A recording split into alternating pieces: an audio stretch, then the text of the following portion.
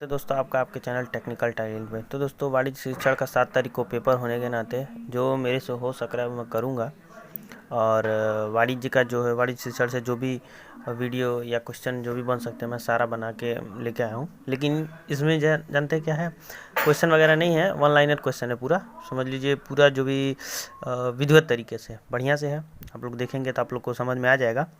और पूरे वाणिज्य शिक्षण में कुछ कुछ मैंने चैप्टर छोड़ दिया है, जैसे पाठ्य योजना हो गया, सूक्ष्म शिक्षण हो गया, और शिक्षण के ये सिद्धांत वगैरह हो गए, रीति हो गई, प्रविधियाँ हो गई, ये सब चीज़ें कॉमन है, सारे सब्जेक्ट में आप लोग पढ़े होंगे। वो सब चीज़ों को मैं छोड़ दिया हूँ और जो इम्पोर्टेंट है वाणिज्य से वो लेके आऊँ। अब और ज़्यादा मैं बोलूँगा नहीं दोस्तों, टाइम थोड़ा नहीं है और जो भी है मैं बना के डाल दे रहा हूँ। सबसे पहले आप देख लीजिए वाणिज्य शिक्षण। वाणिज्य शिक्षण का निर्माण जो है व्यस्त, अंग्रेजी में उसको बिजनेस कहा जाता है। बिजनेस शब्द का शाब्दिक अर्थ है बिजी, बिजी का अर्थ होता है व्यस्त।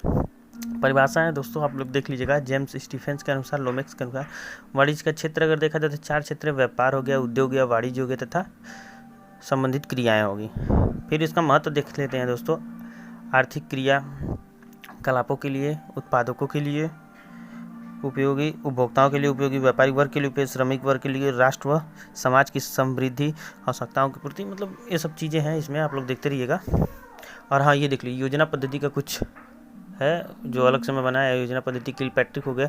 कुछ विद्यालय ने इनके दो रूप बताए, जैसे व्यक्तिक हो गया, सामूहिक, कुछ नहीं 4 बताए: समस्यात्मक, अभ्यासात्मक और जो है रचनात्मक या जो भी है उपभोगात्मक, जो भी है विचार विमर्श पद्धति। दो रूप होते हैं इसका, औपचारिक तथा अनौपचारिक। आगमन व निगमन पद्धति देख लेते हैं। तो निगमन पद्धति जो है सामान्य से विशिष्ट की ओर होता है, और आगमन पद्धति जो होता है विशिष्ट से सामान्य की ओर होता है। इसमें इसके 2 भेद हैं, परीक्षणात्मक तथा सांख्यिकी। और कुछ ये अधिगम, सोपानिक, 8 जो है गैने ने दिया है। योजना विधि के पद 6 हो गए, किलपैट्रिक वगैरह। छोड़िए आगे देखते हैं हम लोग। अब ये देख लीजिए महत्व जो चल रहा था, अंतर्राष्ट्रीय संबंधों के लिए, विकास के लिए, समुचित वितरण के लिए। नेक्स्ट दोस्तों, कलकत्ता के प्रेसिडेंसी कॉलेज में सबसे पहले कॉमर्स की शुरुआत कब हुई थी? तो 1903 में।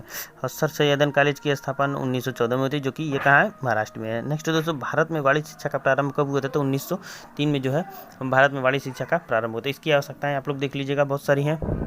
और इसका PDF जो भी नोट्स वगैरह मैं इसको बना के भी अपने ग्रुप में डाल दूंगा टेलीग्राम। अगर आप टेलीग्राम पे मेरे चैनल पे नहीं है तो आप उसको ज्वाइन कर लीजिएगा, ठीक है दोस्तों। नेक्स्ट दोस्तों, रॉबर्ट मेगन ने उद्देश्यों की विशेषता में निम्न 3 बातों को बतलाया। पहला परिवर्त व्यवहार, दूसरा परिवर्त व्यवहार की शर्तें, परिवर्त व्यवहार की अभिव्यक्ति।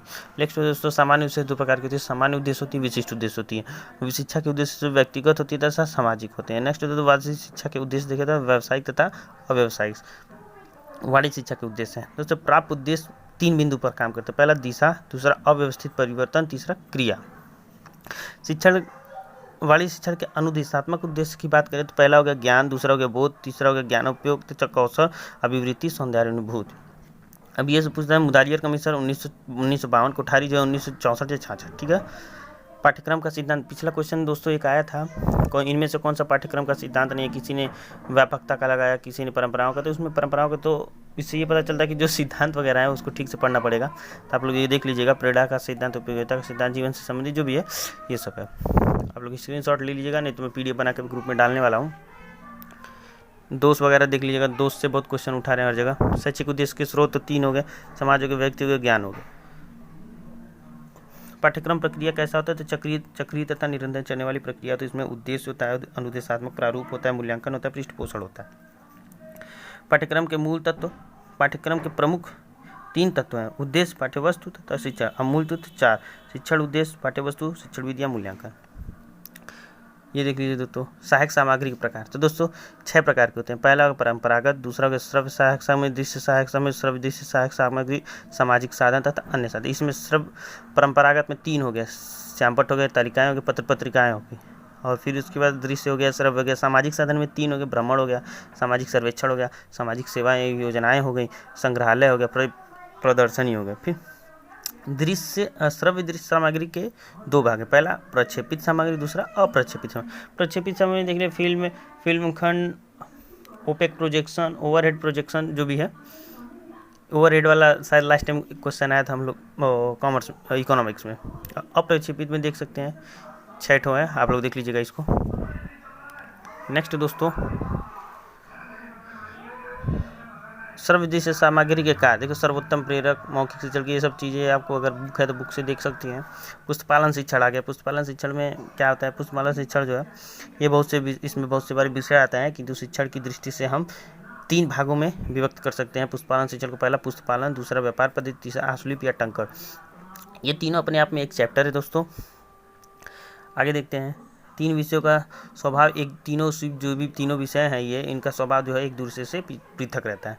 पुस्तपालन के उद्देश्य देखें तो सामान्य और विशिष्ट हो गए। पुस्तपालन शिक्षण के अनुदेशात्मक उद्देश्य वही हो गया, ज्ञानात्मक उद्देश्य, बोधात्मक उद्देश्य, कौशलात्मक, रुचियात्मक तथा ज्ञान प्रयोग अभिवृत्तियात्मक।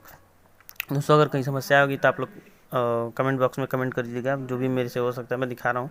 आप लोग ये देख लीजिए, पुस्तपालन के सोपान जो होते हैं 5 सोपान, एक योजना निर्माण, कार्यविधि निर्धारण, शिक्षण विधि निर्धारण, उपागम का निर्धारण, कौशल का विकास। पुस्तपालन शिक्षण के उपागम 4 उपागम होते हैं दोस्तों। जनरल उपागम, यही वाणिज्य शिक्षण के उपागम पूछेगा, पुस्तपालन शिक्षण के उपागम तो सेम हो जाएगा। लेजर उपागम, जनरल उपागम, लेजर उपागम, कैशबुक उपागम तथा बैलेंस शीट अथवा समीकरण उपागम। ठीक है दोस्तों, सबसे महत्वपूर्ण जो इसमें उपागम है वो है सबसे महत्वपूर्ण समीकरण उपागम या बैलेंस शीट उपागम। संपत्ति का उदाहरण अगर पूछे तो संपत्ति बराबर दायित्व प्लस पूंजी होता है। अब व्यापार पद्धति शिक्षण क्या है, किसी व्यवसाय का हृदय कार्यालय होता है। कोई भी व्यवसाय करें उसका हृदय जो होता है कार्यालय ही होता है, क्योंकि कार्यालय से लगभग सारा काम होता है। व्यवसाय से संबंधित सभी क्रियाएं संचालित होती है। ठीक है, व्यापार पद्धति के अन्य विषय या नाम, लिपिकीय पद्धति आए तब भी व्यापार पद्धति समझिएगा, कार्यालय पद्धति आए तब भी व्यापार पद्धति शिक्षण समझिएगा, सचिवी पद्धति है तब भी व्यापार। अब इसके योजनाएं देखिए, गुणन योजना, 5 योजनाएं, गुणन योजना, अनुबंधित गुणन योजना, कार्यालय प्रारूप योजना, बैटरी योजना, सहकारी योजना। तो दोस्तों बैटरी योजना में टंकण शिक्षण के लिए, अब टंकण शिक्षण क्या है उसके लिए देख आगे चलेंगे। गुणन योजना आप लोग देख लीजिएगा, अनुबंधित गुणन योजना लिखा हुआ है, मैं नोट्स में आपको भेज दूंगा। कार्यालय प्रारूप योजना हो गया। बैटरी योजना, देखिए बैटरी योजना सबसे इंपॉर्टेंट, इसमें टंकण शिक्षण के लिए शिक्षण बैटरी योजना का ही प्रयोग करते हैं। प्रत्येक छात्र के पास एक एक उपकरण होना चाहिए, सबका अलग अलग जगह होना चाहिए और ये सब चीज़ें। सहकारी योजना उन स्थानों पर लागू जहाँ पर्याप्त मात्रा में व्यापारिक कार्यालय होते हैं। ये व्यापारिक कार्यालय अधिकतर नगरों में होते हैं, गाँव में नहीं हो पाते हैं, शहरों में नगरों में वहाँ पे होते हैं, तो इसलिए सहकारी योजनाएं केवल नगरीय विद्यालयों में सफलतापूर्वक चलाई जाती है। अब टंकण या आशुलिप शिक्षण देख लीजिए, सबसे इंपॉर्टेंट है दोस्तों, ये टंकण से क्वेश्चन हो सकता है आ जाए, भगवान के भाई तो है नहीं कि सही बता दें, फिर भी मैं जो हो रहा है बता रहा हूँ। टंकण शिक्षण के 2 सोपान है, पहला कुंजी पटल का ज्ञान, दूसरा टंकण में क्षमता। ठीक है दोस्तों, कुंजी पटल का ज्ञान देने के लिए लगभग 4 उपागम है। कितने उपागम है? 4। पहला गृहपक्ति उपागम,